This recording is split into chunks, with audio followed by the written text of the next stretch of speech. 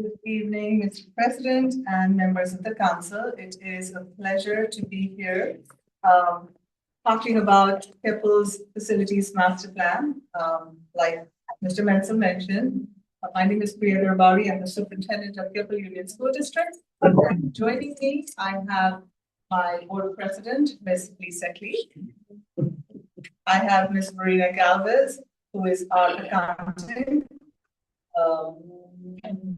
accounting lead, almost, and my executive assistant, my right hand is Karina Hoffman. I did share a handout that I know our virtual learners may not be able to see it in a moment, but I am going to go over some information that is critical to our school district, and I would like to, if you can, follow through. So, few highlights for our district. One of the key components of a successful school district is a strategic master plan. So what our district was able to work on in the past year is put together a steering committee, which was made up of parents, staff, students, administrators, and we met on several different occasions throughout the year and created a strategic master plan. Now, what the strategic plan does is gives the district a direction in terms of where we want our students to be. What should they have, those prerequisites, the skill set that they need to have before they go to high school. So we identified, we did a lot of prep work, we looked at our data, we saw that our promoting students moving from 8th grade to high school were moving in not as well prepared as we would want them to be. So we did a backwards map plan. Once we identified those gaps that we need to address, we created this plan that has a renewed vision for the district, a mission. We have our core values because we cannot do anything if we don't know what our value system is. So we created a peer, and Keppel's peer is that we are going to have these 4 key areas, and those peer really is an acronym that stands for perseverance, integrity, empathy, and respect. So it was very interesting when we had these conversations because it was our student voice that actually made us rethink the word respect. So those were some enriching dialogues that we've had, and it was really valuable to get that input in and how students see that word. So once we identified those, then we moved into our key focus areas, and we identified these 3 big areas that we want to focus on. But before we went into that, we also wanted to make sure that we want our Keppel learners to have these skills or the profile that we would want to say Keppel learner will have.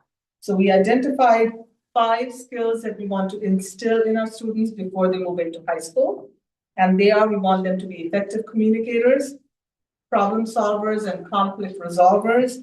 We want them to be empathetic global citizens, because empathy is something that we feel is slowly dissipating.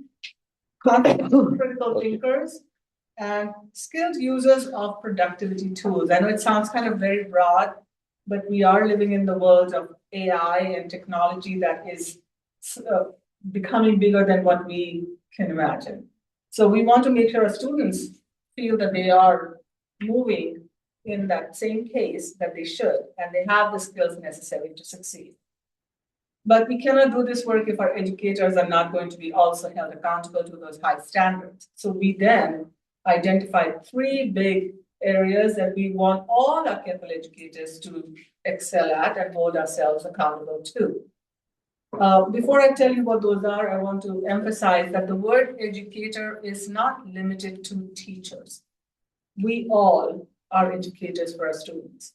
You as parents, if we're receiving them at the gate of the school, our cafeteria, bus drivers, we all are educating our students in so many different ways. So that word is a very big word for us. And we want all our educators to be compassionate and relationship driven, because that is the key for that building that sense of belongingness for our students. We want to be equity minded and student centered. All our decisions have to be students first. And we want to be as a team collaborative, solution-focused, and data-driven. So once we got all of those, we identified our 3 focus areas. I know there are more words there, but I'm going to just highlight what those broad areas are. The very first one focuses on the academic excellence piece. And this is our promise to our students. We, as a district, want to make sure that all our students to get the standards aligned curriculum, best instruction that our teachers can provide. For that, we have to make sure our teachers are well prepared in the classroom. So we are going to focus on a lot of our professional development for our teachers. We want to make sure our students have access to those intervention pieces that are necessary for them to feel that they can succeed. And then we want to focus on the second part, which is the school climate, which really emphasizes on building that environment for our students where they feel they are a part of it. There is a sense of community, and that is already happening and in place in all our schools, which is through our PBIS implementation. The last piece, which is really a very important piece for us, is family and community engagement. We want to really expand on this and strengthen this partnership that we have with our families and community members, because like it goes, it takes a village. And we all are there for our students to make sure that they are succeeding. So what are some things that we can provide to our families so that they feel they have all the tools they need to support their student learners and carry that same message as we teach in the school at home? What can you do as a community that our students are safe outside, that they can play safely and not feel that they will be bullied or maybe we have uninvited people around? So we have to come together as a community. So there are all of these things that we have focused on and built on. It's a very detailed plan. You will be probably seeing that. We are publishing it as we speak. But all of this can only happen if we can also have those appropriate facilities for our students. As many of you know, you've been in the community long enough to know that our schools are very old. So to make sure that we don't miss a heartbeat in terms of providing that good instruction, but also with good facilities, we as a district work on a facilities master plan. Just like the strategic plan, the facilities plan focuses on the improvements, the modifications, making sure that our school facilities, classrooms have those 21st century learning units built into it. The students have room to collaborate because we want that, what should I say, ability to own that learning, that students can say, we're not just sitting and receiving, we are participating in that learning. So we want students to really take the lead in their learning, but we don't have the necessary room environment at the moment. If you drive by and go towards Palmdale, Lancaster, you are going to see new buildings. You are going to see that classrooms have all of these pieces. They have visual and performing arts buildings, not just classrooms. So we want to start small and build it up for our students. And this plan outlines that. So I want to turn your attention to this one page here which says proposed plan to improve our schools. And this is a very quick glimpse of what this plan entails. So the big picture is the plan is a proposal of $62.1 million to modernize our schools. This is going to be based on the state funding with partnership of local support for those funds, and I will explain that. And again, this is a 5-year plan, so nothing can be done within a year or two. Maybe it takes us longer, but we have to start somewhere. What this will mean for our students will have those updated, modernized classrooms that they should have. Our students don't deserve anything less. If they go to high school, they will be having peers from other bigger districts. And they are going to have conversations where our students will feel like, oh, we didn't have any of that. I don't want our students to feel that way. So we are going to replace the aging portables. A lot of our schools are primarily portables more than permanent structures. We want to replace them. We want to make sure that the uh, campuses are safe. Right now, I'm sure you've heard those, we do get a lot of break-ins. You know, the fences, the cameras that we have, they can only go that far. We will have to change the entire infrastructure to have a better support for our schools. Just like any other old building, we have a lot of roof leaks. We have aging HVAC systems, so that is always going to need a lot of constant updates. Anytime the weather rolls in, and it's not good weather, which we know, strong winds take a hit on our buildings, rain takes a hit on our buildings, snow, I mean, we know all of those factors here. So we want to make sure that we can really get our buildings to sustain all of that and be prepared for our students every day. Because what happens in the background when we have all of these conditions, we spend a lot of man hours and, of course, money to get those things fixed before the students start school.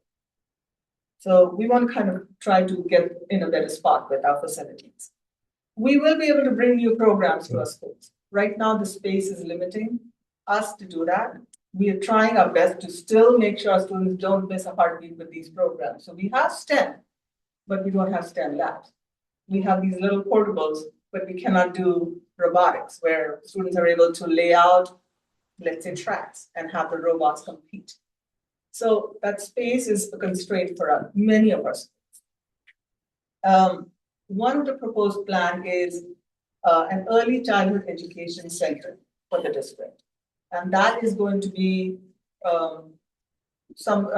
if you've seen the new district office, we have land over there that we want to utilize to build out a new early childhood education center. And what that will do is we will be able to consolidate all our preschools, give them the appropriate age related space. Right now we have preschools in a few of our schools. Some are exactly how they should be. Some we are trying to use a bigger space and have accommodated with furniture, so it is suitable for our new learners, incoming new learners. But with that development center, early childhood, the students will be able to have the buildings that are just for them, for their age. The cafeteria is going to be for them, the playground will be for them. Plus, we will be able to add more classrooms. Right now, we're limited to 4. If we are able to expand the programs, we are also able to give parents more choice. And that's something that parents have asked. Do you have anything that could be a full day? I work, go down the valley. But right now, all we can offer is a part-time 3-hour slot. So we want to make sure that our students are cared for. They have more programs, more options, but our families also have that ability to say, okay, my child is safe. I'm going to come back at the end of the day and pick up my child. So that is really the vision behind that. If you are familiar with Antelope, that is one of our smaller schools, Avenue S area, that is primarily portables. So if you ever drive by, you'll see, okay, this portable computing, well, that's really a school. We have a very small permanent structure in place. That is the only school that does not have any NPR or cafeteria. So if students want to do an activity, assembly, event, they don't have any spot. Because the room we use as a cafeteria would be maybe a big portable like this. And that's it. They call it a cafeteria. It cannot have its own kitchen because it's not equipped for one. So one of our other cafeterias' kitchen is used to prep food, and daily the food is transported so students have hot meals. So that will be another piece we want to focus on and make sure that Antelope has, just like other schools, its own cafeteria. Of course, with addition to these changes, you are going to see all schools on the following pages have an outline of what those upgrades will look like. Did any of you hear about the Alpine fire, electrical fire? Okay. I want to talk a little about that. Alpine is one of our oldest schools. It is 104 years old. The lifespan of a public school is 50 years. So we have more than outlived its life. It is also a building of historical importance. So we want to make sure we cherish it and we always maintain it, which we are. So last year, October timeframe, we had an electrical fire in the electrical vault. And it was this black smoke that went up and, we got the fire to come out and they said it's electrical fire. We immediately got Edison to come to turn off the power. We got all the kids home, parents, staff, everybody was home. So this, we want to make sure the campus was safe. It was too hot to handle anything that day, so it was the next day that the team went in to look the damage. And there was no way to know to the extent what that damage would be. So they kept digging and digging and digging to find out up to what point has this wiring burnt. So it was quite a bit of length that we realized that we have to change out the entire electrical thing. Then the entire panel was burned. So that meant at that time we thought, okay, the team told us maybe it'll take like, let's say 10, 15 days to change out everything. But as the work started, the timeline kept extending. The electrical engineer came out multiple times to say, no, this is not safe. You will need this certified, you will need that certified. Up to the point when we thought, okay, we got all of the repair work done, and it was at that inspection when they came out to say, well, this electrical wiring, which was maybe 50 years down the line, was changed or replaced, had fabric wrapped around it. Oh. And they said, you will have to go through and dig out everything and change everything. So what was going to be maybe like a 10, 15 day repair ended up being a 3-month repair. Our students were home during that time. Our teachers were teaching virtually, and we know how that was for our kids when we had to do virtual learning during COVID. So we were stuck. We had no other option. We couldn't say, okay, let's try this option or that option. You cannot disrupt instruction by doing little campouts here and there. So we maintained continuity with that instruction. We supported the families as best we could. We had our meal plans ready for families to pick up food for their students and take it home. It wasn't an ideal situation. It is what we had to do out of emergency. So the reason I wanted to give you all of this background information is that school's episode or this incident kind of was an eye-opening thing for us, which kind of puts a little more pressure on us as a district that we need to have a plan in place. And we unfortunately do not. So the facilities plan had layered in something for Alpine because we were going based off on a projection of it's an old building, it is going to need a new facelift. So there are 2 options for Alpine here. You are going to see option 1, existing site option, and then the alternate plan, which is the other plan. So with the existing site option, the district has some open available land that is right behind the existing school. And that is going to be the house of maybe a new school that's going to get built out behind.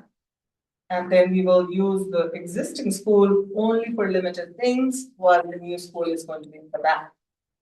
The challenge, however, with this plan is, you all know Fair Blossom Highway being in that dangerous spot where our kids are crossing, moms are crossing with strollers, we have grandmas, grandpas, all in the mix of this heavy traffic. But I think you all probably know, and I heard a few mixed things, maybe Mr. Milso, you might have more information. We heard that there was a truck stop that was approved to come one light next to the school. A truck stop, a school, already existing terrible traffic. That's a disaster waiting to happen. Mm-hmm. So we are now even more nervous. I heard that plan moved to a little further away from the school, but it is still fairly close to the truck stop. But still, nevertheless, that traffic situation is going to worsen for us. So the plan 2, that's the alternate plan, is that the district purchases a piece of land that is on the other side of the highway and use that land to build out a brand new TK through 8th grade school. However, also add an additional building, which is going to be a high school charter for the district. So that is going to be a plan where our students will not have to drive to go to a high school, but we will be able to have a charter school within the district boundaries. And that is going to be able to have focused programs that I know I've heard from so many of our parents. We want our students to have this program here in our community. With a charter school, you are able to add a focus to how you want to lead that high school. When and if this plan moves forward, we will definitely bring in our community, our parents to understand what should that focus be and build it out from there. So this is currently what all of this plan entails. And if you look through further, there are some pictures of our alpine electrical fire that you can see. I mean, there are several. This is just to give you a glimpse of the damage that we had, the burned pipelines and wires and concrete. But this last page with just this picture, it's a mix of all of our sites. Fair Blossom School has had multiple septic tank issues. So, and it has become so bad that on multiple days we've had to call school out early because things are backing up in the restrooms and we cannot have our kids there. The challenge with our septic tanks, even though they are cleaned and flushed regularly, the leach fields are full. So now we need to add in the leach field. Again, that's money. So I want to now take you back to the money piece of it. If you remember, the plan says it's a 62.1 million project. Now, giving you a little bit of context of school funding here, how does that happen? And it's a very complex system, but I'll try and simplify it. I know my business director would probably add more details to this, but I will do my best. So the way the funding works with school buildings, the state gives you money, and that money goes into an account that's called deferred maintenance. And that money, the state will say, oh yeah, it's for your facilities. Okay, can we build a new playground? No, that's not for new construction. Can we modify, remodel X, Y, and Z? No, it's only for repairs. So that's what we've been using up till now. So what do we do with the new funding? I mean, we want to construct something new, what do we do? So the state then said, okay, well, you have money, here it is, Prop 2. This is the bucket, you guys apply. It's going to be a matching grant. And it's going to be 50-50. So yeah, the big districts are like, oh yeah, of course, we'll apply. So far, the bigger districts have been able to come up with that 50% match. And the state says, here you go. You want 60 million, 70 million, 80 million every year you want money, keep providing your match. So the small school districts like us, we're like, that's not fair. We need a piece of the pie too. You cannot just say, because we'll never be able to do 50%. So the state will then generously made an offer to say, okay, it's for you guys, it's 70-30. Okay, 30% of, let's say it's 60 million, that's still a lot of money for us. Where are we going to get that from? So then now the state said, okay, you need to go back to your community. You'll have to put a bond in place. If you can get the bond to match your dollars, you have guaranteed money to do all of that work. So the point I wanted to make by bringing this information to you, and I want to preface by saying the board has not made any decision in terms of putting a bond on the ballot. My job is to make sure I can inform the community and the parents first. I want to also inform you in terms of what that taxation is going to look like, because when people hear the word bond, they hear taxes are going to go up. We don't want that. I agree with you 100%. Nobody wants to see more taxes.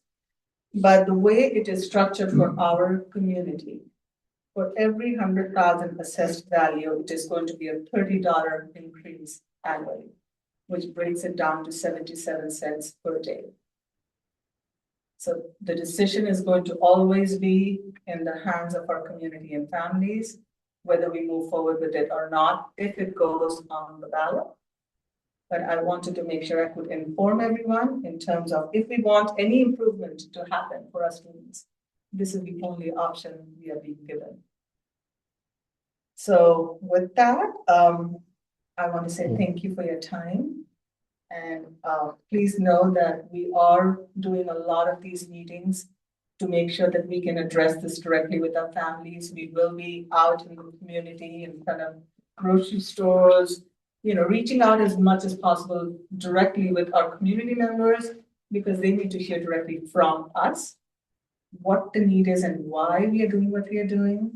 If that is something that resonates with everybody, maybe this plan does move forward. Maybe our Keppel kids will get what they deserve. But until then, we are in status quo mode. And if it doesn't pass through, then it is going to be, we keep maintaining. That is all we be able to do. And before I stop, I just wanted to also show you, I know our council members, you all have this report. We mailed it out to all our community members. This just highlights what we do as a district, what we have been doing. I highly encourage you all to check out the QR codes. These are videos of our district. Some of our students are actually speaking about their learning in the school. It's from their voice.